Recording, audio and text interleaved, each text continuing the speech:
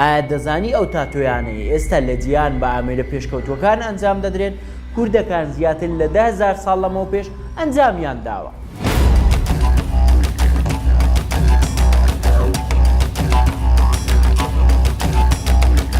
دڵنیام زۆری نەتان ئەم هێمایانەتان لەسەر جەستەی کەسانی پیری بنەماڵەکەتان بینیوە، بەڵام ئایا هیچ کار لە خۆت پرسیوە ئەم هێمایان نەچین؟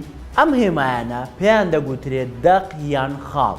هەزاران ساڵ لەمەوبەر کوردەکان دەغیان خاڵیان لەسەر جەستەیان بەکارهێناوە و تا ئەمڕۆژ پێی دەناسرێنەوە.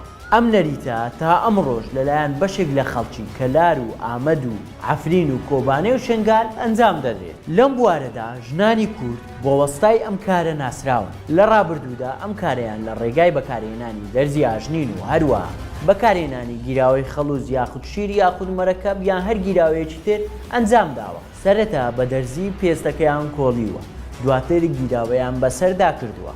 دوای ماوەیەک شوێنی برینەکە ڕەنگی مۆر یان شین یان ڕەشی گرتووە.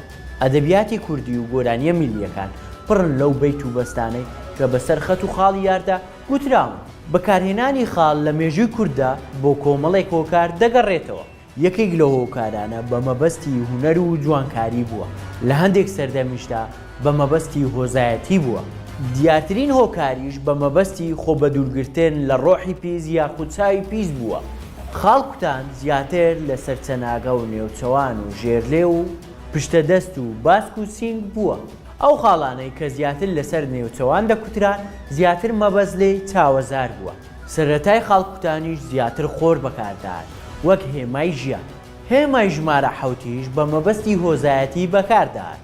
جگە لە مۆکارانە هەروەها خاڵکوتان بە مەبەستی چارەسەرکردنی نەخۆشی سەرئێشەی درێژخایانی پیاوان بەکارهاتووە.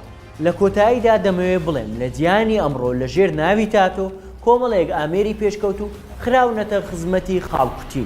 ئەگەرچی لە لای بەشێک لە خەڵکی ئەم کەلتورە دواکەوتوویە، یاخود لە ڕووی ئاینیەوە ڕێگە پێنەدراوە، یاخود لە ڕووی تەندروستیەوەش گونجاو نییە، بەڵام لە کۆتاییدا خاڵکوتین بەشێکە لە مێژوو و کولتوری ئێمە.